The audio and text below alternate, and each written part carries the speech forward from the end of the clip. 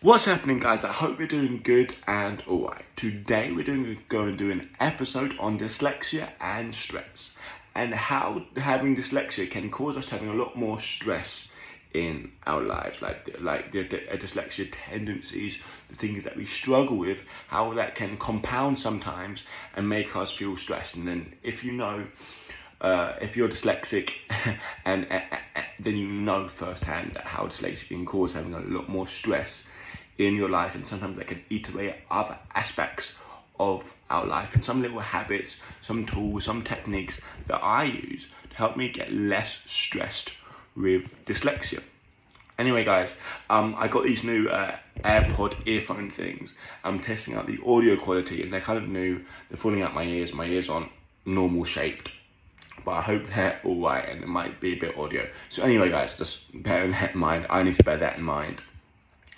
But hope you enjoy today's episode and have a great day.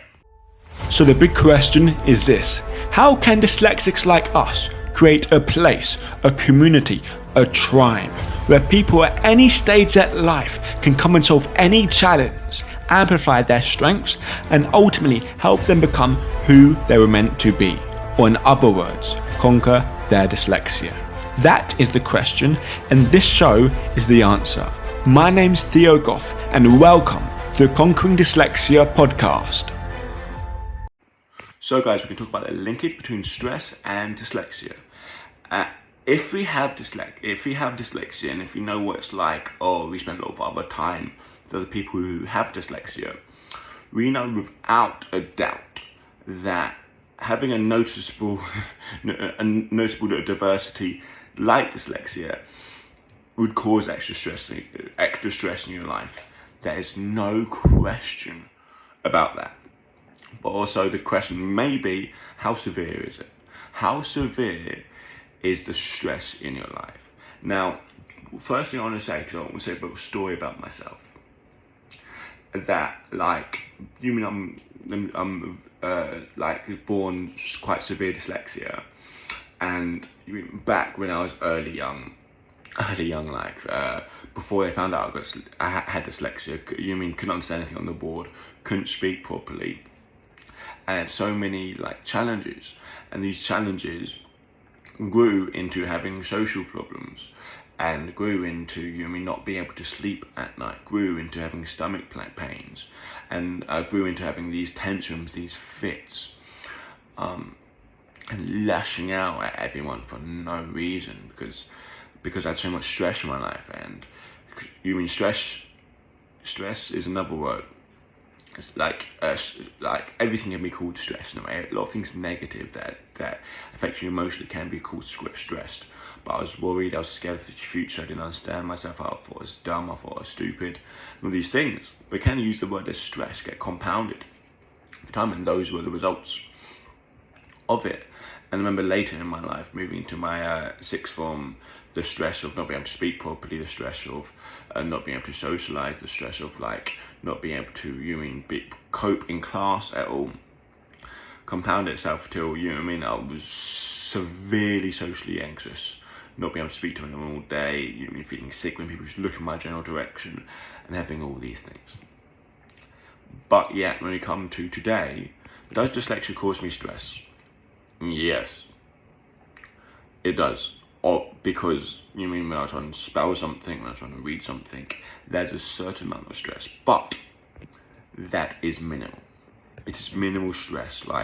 It doesn't really get me down a lot. Of course, it takes time to overcome these challenges I have with dyslexia. Of course, it takes time.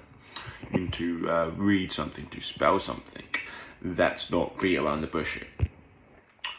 But the stress is very, very minimal. Now, I want to ask you a question, or have you think about something. I am still just as severe dyslexic as I am now, as I was when I was 4, 5, 6 years old, and I was when I was 17 years old. Now, let me ask you, what's changed? The severity of dyslexia hasn't changed, but my strategies and the way I go about it has changed. Has changed for the positive massively. And so something I really want us to glean for this is that it's not the severity of our dyslexia that causes our stress.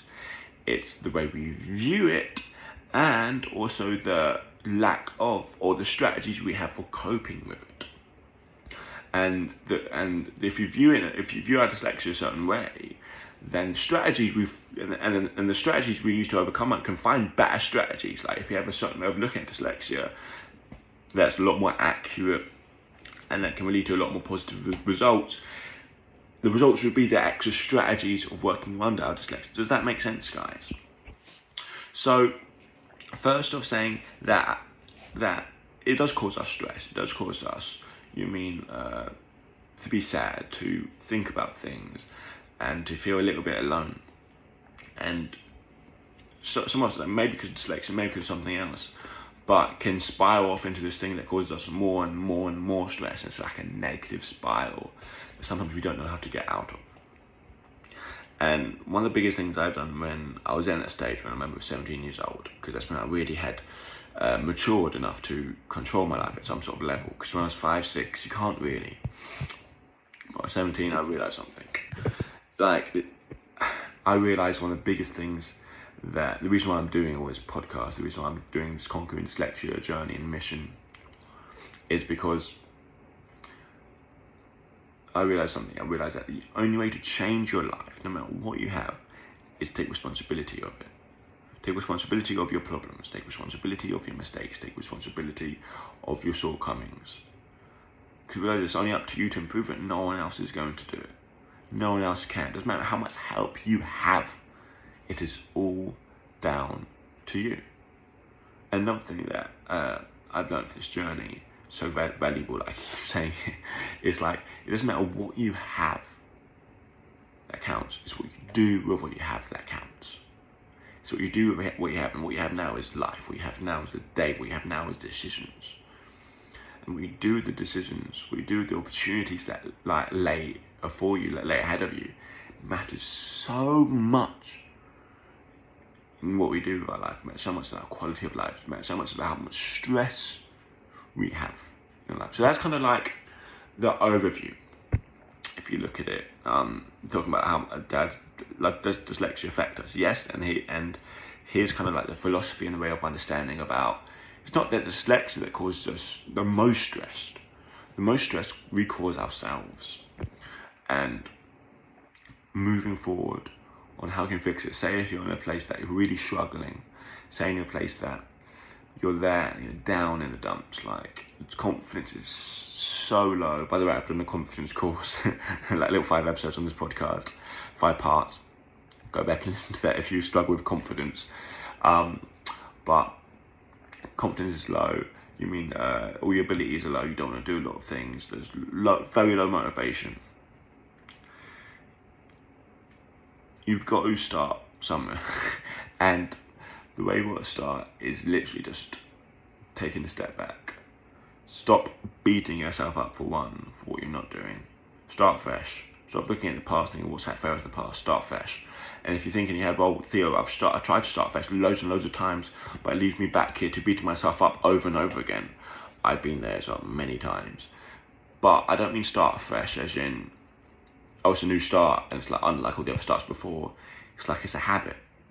Treat of it as a habit, as a discipline, saying it's time to start fresh. Is it like the time before? Yes.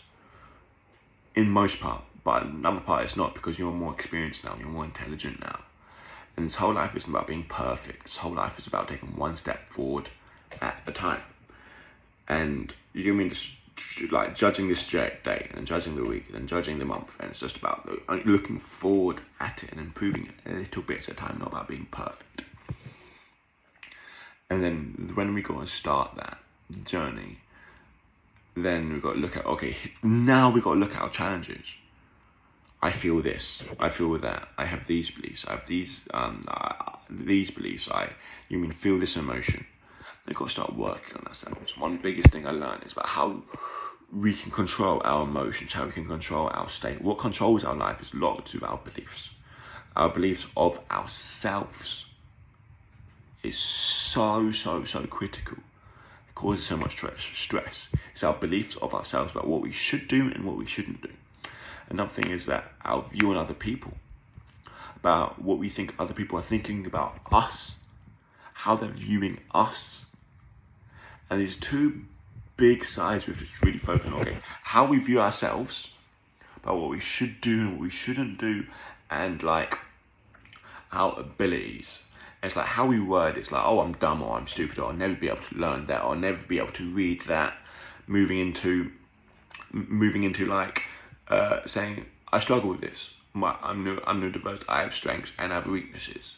And a lot of it's about educating yourself and working on yourself, being an open book, and like try and treat yourself like a practical psychologist, like opening yourself up and just working yourself, changing this word for this word, changing the language we use. And there's so much to get into in this little podcast episode here. But we've got to start on it. So start on our work on ourselves and how we view other people. Because let me tell you something, people don't hate you as much as you think they do. People don't look down on you because you can't read, because you can't write. It's how you hold yourself that matters most. If you're down in the dirt and if you have your head slumped all the time because you can't, you mean spell a certain word, or you mean find directions or be organised, then other people look at you with your head down and they'll view you as that. Like, imagine there's two people. They both struggle with the sense of direction the same. Or one person that doesn't has their head down. And one person who does, but it has their head up, shoulders up, and is happy and is confident. Who would you think is more capable? Naturally, we would say that the guy with their shoulders back, you know what I mean, confident, smiling, is the white guy more capable, because he's accessing more of his resources. And I don't want to get too into that here about accessing our resources. But once we're confident, once we like hold ourselves in a high self-esteem, believe in ourselves, treat ourselves right, care for ourselves, then we can access more of the resources we have within us, and we can do more out there. Because I would always put loads of money on someone who has dyslexia, it's very severe dyslexia, and believes in himself over someone who doesn't have dyslexia and doesn't believe in himself. Because it's that belief at the end of the day that matters. And once we believe in ourselves, then people will treat us differently. People will see us differently because they can see we see ourselves differently. We see ourselves in a different, with a different set of words, with different beliefs, with different capabilities. And guys, stress is normal. Stress is natural. We don't grow without stress. But there's two different ways of looking at it. Stress is in when things get hard. But there's stress is in when you feel, okay, I'm stressed. And there's strategies, there's meditation, there's working out, there's going for a walk, and I do meditate. I do have a little reset thing that I do. I do go gym. I do take some time. Breathing is unbelievable. Here we're getting down to the little micro habits. Breathing, taking a breath.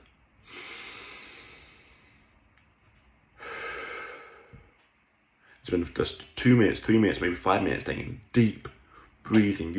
Your whole nervous system would feel completely differently, and you'll be able to tackle your problems. And so much time with stress that can compound, and this is just through good day after day. And we've got to take time in our life to de-stress. One thing is that I do, I'm doing back in UK, I do it here as well. After, so I get up, done my workout, do like this little social media thing, podcasting here, go to work, and then after my work, I do this little de-stressing, 5 minutes, play a little meditation video, and just breathe in and breathe out. And don't focus on anything, just focus on my breath, focus breathing inside. And afterwards, I open my eyes, I've got so much energy. It feels incredible because I reset myself. It's about how fast can you reset yourself? And just work on the habits, the strategies, you can do that. And it's like looking at and try and be the best version of yourself. And don't say no, don't say you haven't got time, don't make excuses. Because like the saying, like the sixth habit of highly effective people is sharpen the saw. So you have to sharpen it. Like if someone gives you 6 hours to cut down a tree, spend 5 of those hours sharpening your axe. So you can chop this tree down faster with ease. And it's about recovering. It's about not going into things stressed, not going into things with your clogged mind, because then you have to come up with so many better answers, so many better ways around it. But at the end of the day, guys, how we deal with stress with dyslexia, is in a sense the same way we deal with stress with anything else.